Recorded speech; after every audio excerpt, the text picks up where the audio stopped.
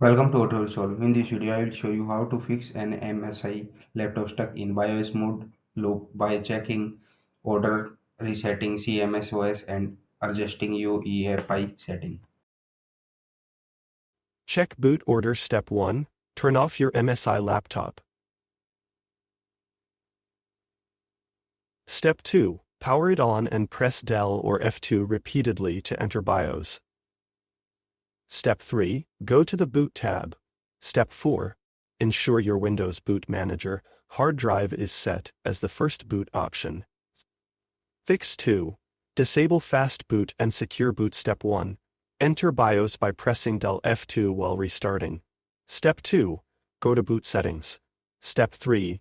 Disable Fast Boot. Step 4. Disable Secure Boot. Step 5.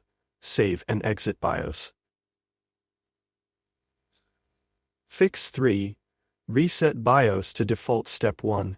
Restart your laptop and press Del F2 to open BIOS. Step 2. Find and select Load Setup Defaults or Optimized Defaults. Step 3. Confirm the reset when prompted. Step 4. Save changes and restart your laptop. Fix 4. Clear CMOS. Step 1. Turn off your laptop and unplug the charger. Step 2. Remove the battery if it's detachable. Step 3. Hold the power button for 30 seconds to discharge any power. Step 4. If accessible, remove the CMOS battery for 5 minutes. Then reinsert it. Step 5. Power on the laptop and check if BIOS loop is fixed.